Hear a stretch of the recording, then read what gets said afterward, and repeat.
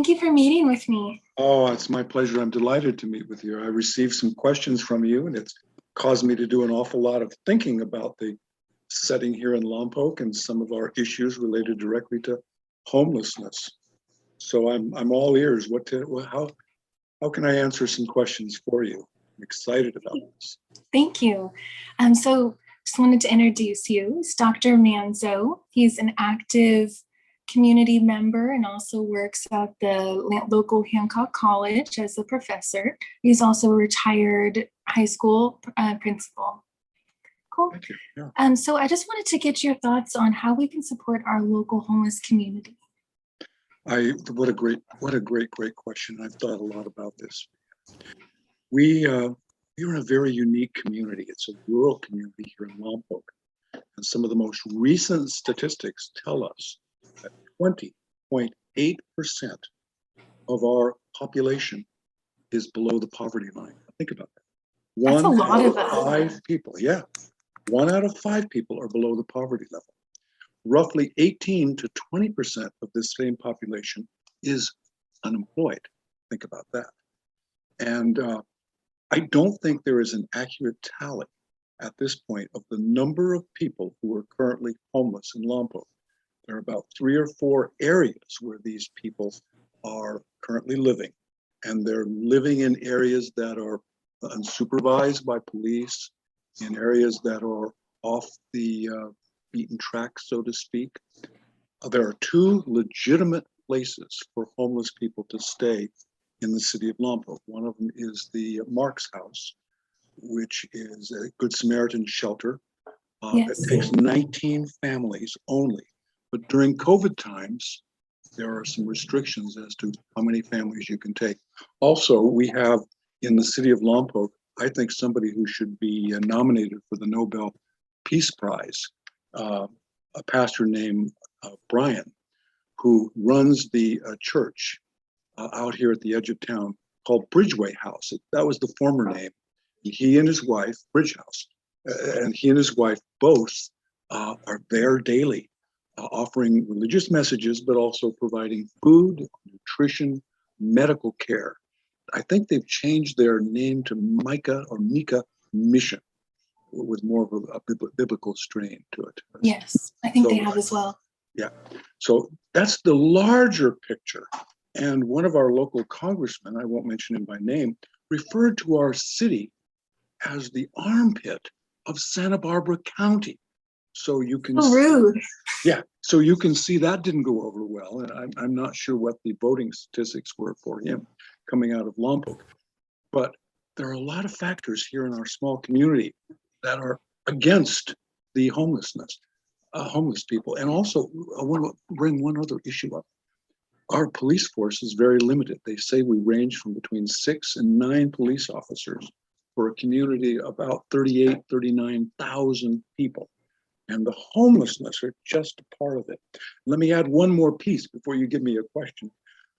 The city of Lompoc has received special funding, $13.13 million from Joseph Biden's rescue package. And if you go to the Lompoc website, you can look very carefully and see what people are outlining as the most important needs of the community. Well, let's think about it. Roughly 20% unemployed, 20% of the people living below the poverty level. Maybe we need to do something about adding to the Mark's Rescue House as well as to the Micah Mission, because we don't have enough resources to help the homeless here in the city of Lompoc, California. That's a long introduction, sorry. Oh, no, it's fine. What we need to do is create sustainable resources. Yeah. So right now, when we're thinking about how we can use that money in the future, if we're not looking into either having like a tiny house community or looking into supporting those that are almost at risk of becoming homeless or students that are at risk of becoming homeless, we're not really going to be able to help the problem here. And also, we spent almost like $500,000 on cleaning the riverbed. Yes. Was it $500,000 on a cleanup? And the mayor said we're not going to do that again because it violated city codes to put the police officers and others in potential harm's way. I was reading about that. Yeah. And then they were even considering, like, well, what can we do? So they were like cautioning against having volunteers come in because it was potentially dangerous. And while it cost so much, they were saying that it would basically not be worth it to have private security come in there and to help them. So something that we should be working on is actually supporting that community and seeing what their needs are and what they're looking for. So social workers have previously gone into the riverbed and they've asked them, like, what do you need? And if we worked with you, is there a possibility that you could help maintain this land? And they had some really simple requests, such as just like safe places to go to the bathroom and even just places to charge their phone. So that seems like something we should be putting some money into. At the bare minimum, that seems like something we could do. That doesn't seem to be too expensive.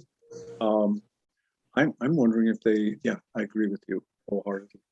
We have a couple of locations in Lompoc where people can actually get free phones.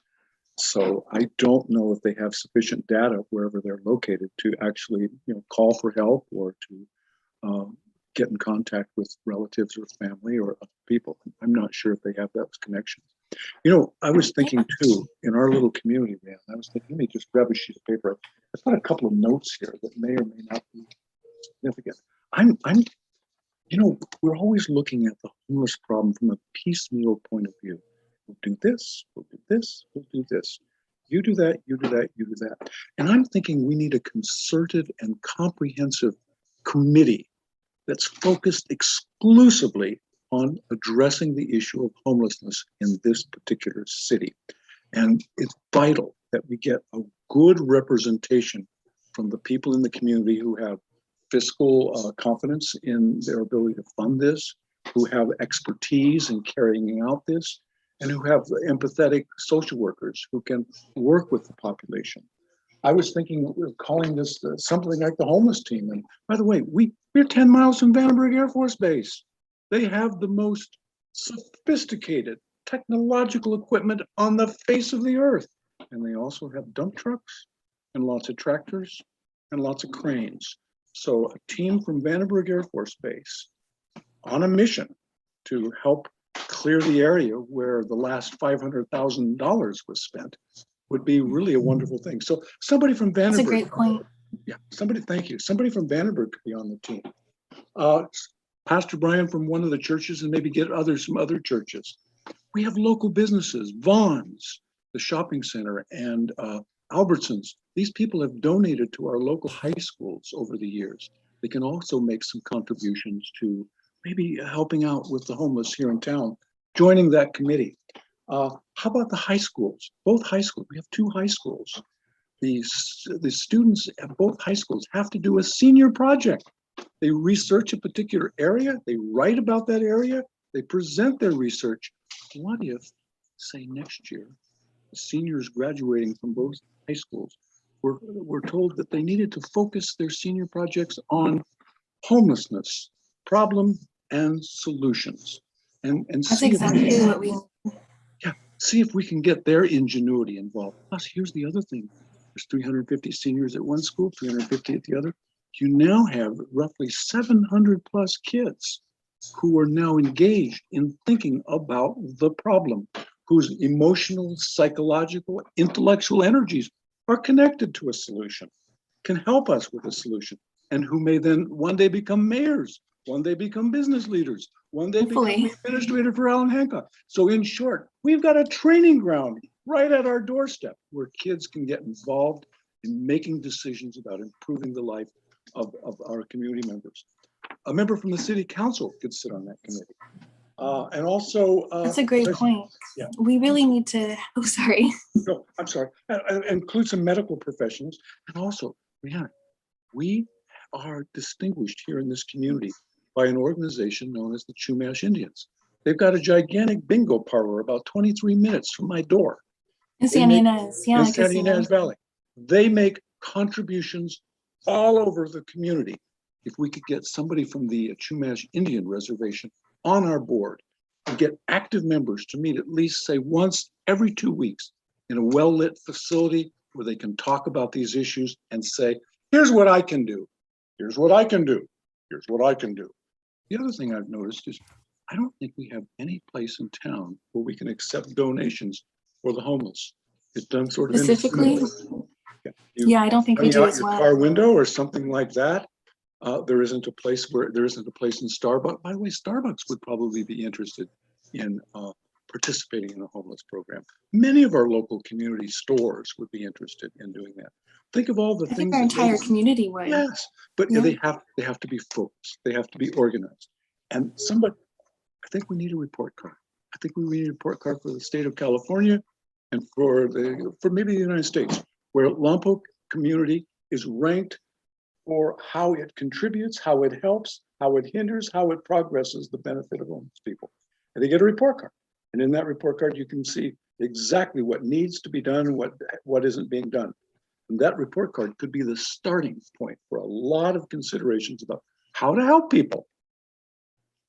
Well, that's the main thing that I think we need to focus on in our town, particularly, is given that we're in a more rural kind of situation, having the community focus and actually contribute is probably the main way that we're going to actually make like progress and actually move forward and make a more like sustainable future.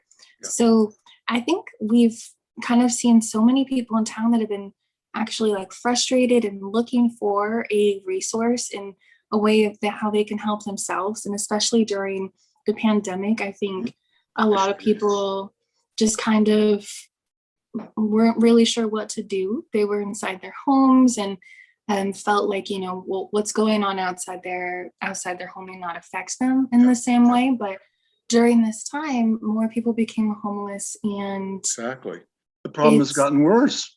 Exactly, and we just need to find a way to support them, because sometimes like I'll go on Facebook and I'll see like local businesses, they'll be complaining about our homeless population, but that's not a way to go about it. They need to be like actually looking for change. And I feel like if someone came forward to them and actually proposed an idea, I think they would be on board, and maybe we could even have like raffles or a community wellness fair where. We'll talk about that wellness fair. You said that the community college up in San Francisco had an extremely successful wellness fair because of their particular approach to the problem. What were the factors that we could take from up there and put in our community, keeping in mind our population of homeless is growing? It is. So I think that the most important thing that we could do would be to not just focus on those that are currently homeless, but also to broaden the approach and look at people who are at risk for homeless. And that would be also including students. You mentioned the Vandenberg Air Force Base, so we have a really high number of veterans in this area. We do. So we do, yeah. Yeah. And who may themselves be homeless at this point. Exactly. So I think that if we were to have like a holistic fair, like the ones we've had in like City College that I've been to, it would be a really like progressive but positive change here. So the way that they were able to kind of make their progress there is they had like a fair where right by the gym in the most popular area, people could come and check out different booths, and they had all the different clubs. That's wonderful. Yeah, all the different clubs at school could come. So City College has a great women's center, an LGBT center, and they have so many great resources. So all of them came out, as well as all the people in the neighborhoods. So each location of San Francisco City College is kind of its own little community in a way, but there's, I think, like almost 20 small satellite locations.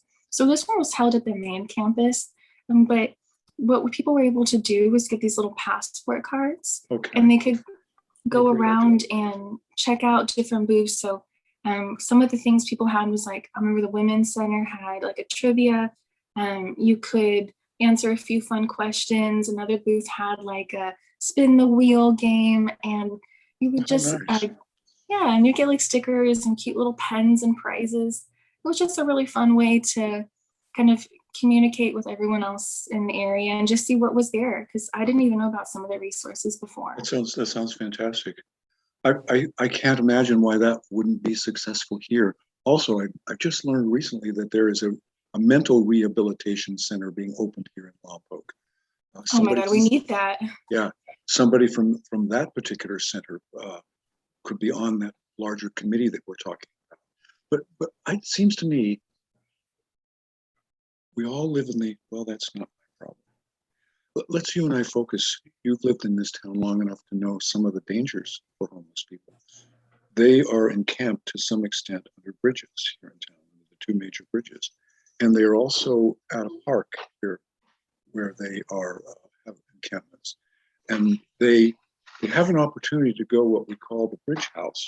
But as you and I both know, that trek from Lompoc Center downtown, say the coffee shop at Southside, out to Bridge House is fraught with dangers. They have to walk along the highway. They're frequently pushing carts that carry every one of their earthly possessions, and they're putting themselves and drivers in danger because that bridge does not include a walking path. It has a narrow, maybe 10-inch to 12-inch zone where you have to do a balancing act. I mean, you'd need a pack mule to balance successfully along that stretch. So it's such a tiny road. Yeah. So in terms, seems to me as we talk about the $13.13 million for the rescue package, maybe finding a way to build a bridge or to support the bridge that's existing with a walking path would be an ideal safety measure, because we've had people run over at that particular point. As you know, the bridge leading past the former drive-in, they did indeed put a walking path on that bridge so that people can walk that relatively safely. And it looks beautiful. Yeah. And it's not just, I think, a path just for our homeless population. It's also something that's being used by the entire community. So I actually walked on that path recently. It's really nice. It's a nice path. Yeah, it connects you over to Hancock itself, and it's really beautiful over there. Think about that. You mentioned Hancock. Do you realize I don't think they're doing anything for homeless outreach? I know if you're a homeless student, they're required by law to give you a shower or set up shower facilities. But on Thursdays, they hand out food at Allen Hancock College in the Lompoc Center. And people are in these long lines to get their food. They have a system set up where you pull up, you get your food, and you go through. But I don't think anyone at the college is focused on the homelessness that we have here in the city itself. It's almost as if we've all, well, that's somebody else's problem. That's somebody else's problem. And that's why I think this comprehensive concerned committee of key figures in their individual community capacities need to get together once every 2 or 3 weeks and talk about the infinite possibilities available to all of us. We have to find ways to raise money. If it costs $500,000 to clear up an area to live in, we need to be very creative in how we find that money. And I think we could be using it differently. That could be going towards how you were mentioning having the seniors working on their projects. Like what we really need is getting the young people involved, because they're going to have so many more ideas that we may not realize. And even just the way that they use social media now, like young people in their early 20s. Exactly. Just so they talk to each other, connect with each other. And so ideas are sort of sizzling right there underneath the surface and coming to life. And you've probably followed this on television too. There'll be individual kids around the country who develop a passion for something, for say, making scarves for people who live in foreign countries, or doing something special. One of the 700 kids involved in the senior project focused specifically on some aspect of improving homelessness in this community, could really ignite a passion for other people to get involved. I mean, it could be electrifying, really, when you stop to think about it. I mean, this could definitely catch on. And then maybe our congressman wouldn't refer to us as the armpit of Santa Barbara County, and maybe refer to us maybe as a model community addressing the deeply held convictions and feelings and empathy of 38,000 people who want to have a better life for the people in this community. We've got lots of issues here, lots of problems. And this homelessness problem is going to grow and grow and grow. Because it does seem like at this point, the county is saying it's like the town's like problem. The town thinks the county needs to deal with it. Yeah. But yeah, thank you so much for talking with me. Well, I really I appreciate it. Great. A lot of your points Great. are Well, really listen, important. Thank you. thank And I you. think It's that, my pleasure to chat with you, and I wish you good luck. thanks. And I know you have a ton of creative and inventive ways of addressing these issues. And I look forward to hearing your podcast once it's fully developed.